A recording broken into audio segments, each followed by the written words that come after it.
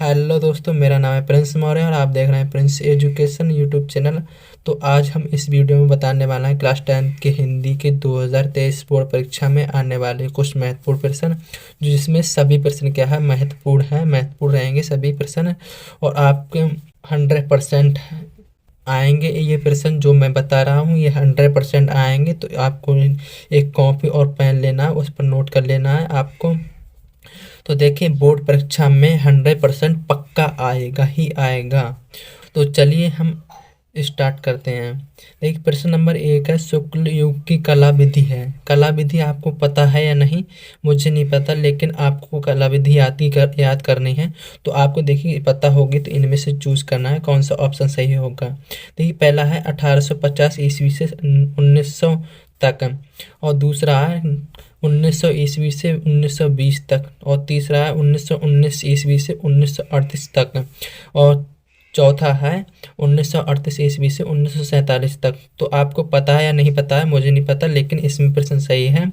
इसमें इसका ऑप्शन सही रहेगा हमारा ये वाला, 1919 ईस्वी से 1938 तक।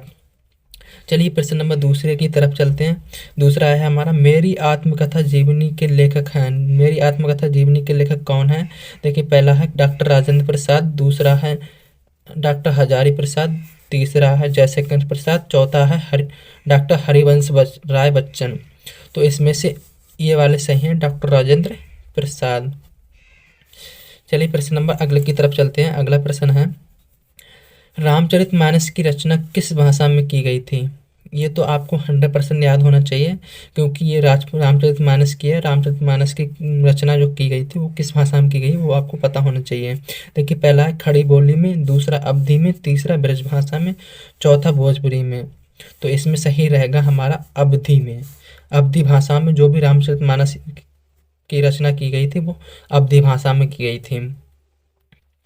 प्रश्न नंबर चौथा है, प्रेम वाटिका किसकी रचना है? प्रेम वाटिका जो है किसकी रचना है, अब वो आपको पता होना चाहिए। देखिए, प्रेम वाटिका जो है रसखान की रचना है, या फिर सूरदास की रचना है, या फिर घनानंद की रचना है, या फिर बिहारी लाल जी की रचना है। तो इसमें से रसखान की जो है ये रचना है।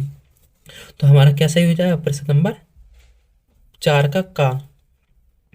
प्रश्न नंबर 4 का सही हो जाएगा। अगला प्रश्न देखिए, आंसू की रचना किस कवि द्वारा की गई थी? आंसू की रचना किस कवि द्वारा की गई थी? देखिए, पहला है बिहारी जी के द्वारा, और दूसरा नरपति नाल के द्वारा, और तीसरा है जयशंकर प्रसाद, और चौथा है आज्ञा।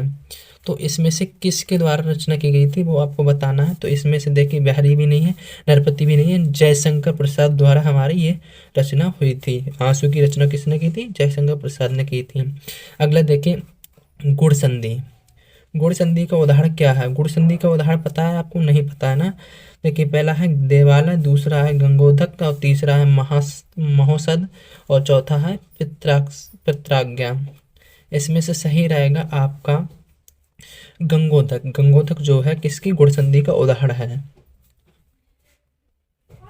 प्रश्न नंबर 7वां है, भारतेंदु युग के निबंधकार हैं। भारतेंदु युग के निबंधकार कौन से हैं? पहला है बाल कृष्ण भट्ट, दूसरा है गुलाब राय, और तीसरा है श्याम सुंदर दास, चौथा है रामचंद्र शुक्ल। ये गहा है दोस्तों, गहा बना हुआ है, ये रामचंद्र शुक्ल है चौथा।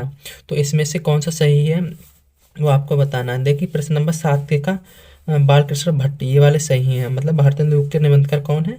बाल कृष्ण भट्ट हैं। तो इसमें कौन सा विकल्प सही है? पहला विकल्प सही है, बाल कृष्ण भट्ट। चलिए प्रश्न नंबर नेक्स्ट की तरफ चलते हैं।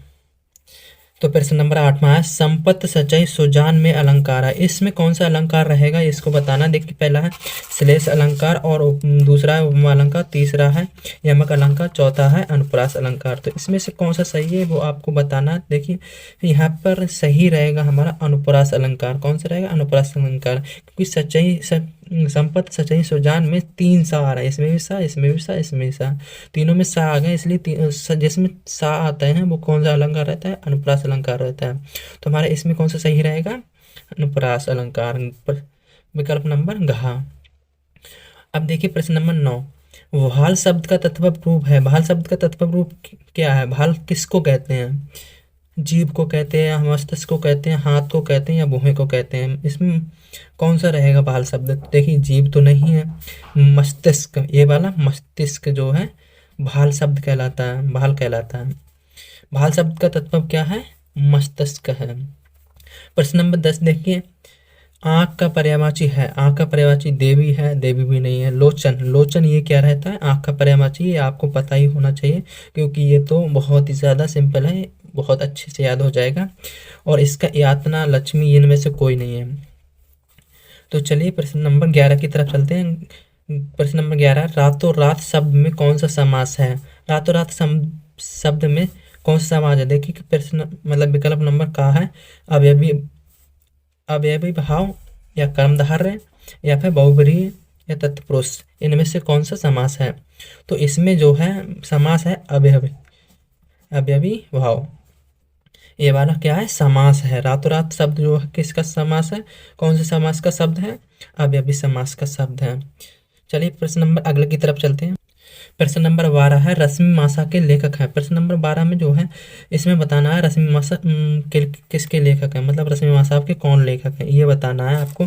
तो इसके लेखक हैं, देखिए पहला है आचार्य रामचंद्र शुक्ल, दूसरा है गुलाब राय और तीसरा है भगवत सरल उपाध्याय और चौथा है जयप्रकाश भारती। तो इसमें कौन से हैं? आचार्य रामचंद्र शुक्ल, ये वाले हैं, ये रश्मि मासा के लेखक हैं। प्रश्न नंबर 13 है, ललित ललाम के रचयिता हैं। ललित ललाम के रचयिता कौन है? पद्माकर, मतेराम, भूषण, बिहारी, इनमें से कौन सा है? तो इसमें से खा सही है, खा क्या है? मतेराम, मतेराम जो है ललित ललाम के लेखक हैं। प्रश्न नंबर 14 है, अर्धनारीश्वर के लेखक हैं। अर्धनारीश्वर के लेखक कौन है? देखिए विष्णु प्रभाकर या फिर प्रेमचंद या फिर जयशंकर प्रसाद या चतुर्सेन शास्त्री। तो इसमें से कौन सा सही है? विष्णु प्रभाकर, ये वाला सही है। विष्णु प्रभाकर जो है अर्धनारीश्वर के लेखक हैं। तो प्रश्न नंबर 15 है, लहरों के राजहंस के लेखक का नाम है। लहरों के राजहंस जो है वो किसने लिखी है? तो उसको बताना है, लेखक को बताना है। तो इसमें का विकल्प है मोहन राकेश, दूसरा है प्रेमधन और तीसरा है गुलाब राय, चौथा है रामधारी सिंह। तो इसमें से कौन सा सही रहेगा? हमारा सही रहेगा मोहन राकेश। मोहन राकेश जो है लहरों के राजहंस के लेखक हैं। प्रश्न नंबर 16, साकेत, साकेत महाकाव्य की रचना किसने की? मैथिली शरण गुप्त ने या फिर सूरदास ने या फिर जयशंकर प्रसाद ने तो या फिर नागार्जुन से। तो इसमें से 16वें प्रश्न में किसने रचना की? तो बताइए, आप जानते हो तो। देखिए आप नहीं जानते होंगे, तो जानते हैं या नहीं जानते मुझे इसकी नॉलेज नहीं है आपके। तो इसमें हो सही है मैथिली शरण गुप्त, ये वाला हमारा सही रहेगा। प्रश्न नंबर 17 है, यामा के रचयिता का नाम लिखिए। यामा के रचयिता कौन है, इनको बताना है।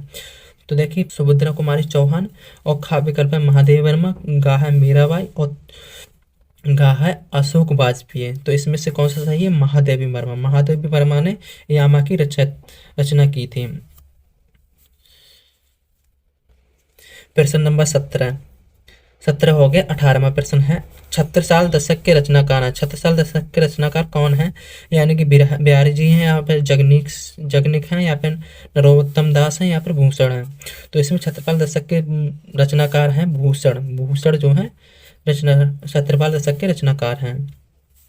19वां प्रश्न देखिए, तीसरा सप्तक कब प्रकाशित हुआ था? इसको पता होना चाहिए आपके लिए, आपको नॉलेज नहीं है तो मैं ही बता देता हूँ। चलिए देखिए, पहला विकल्प दिया है 1951 ईस्वी में और दूसरा दिया है 1959 ईस्वी में और तीसरा दिया है 1943 ईस्वी में और चौथा दिया है 1979 ईस्वी में।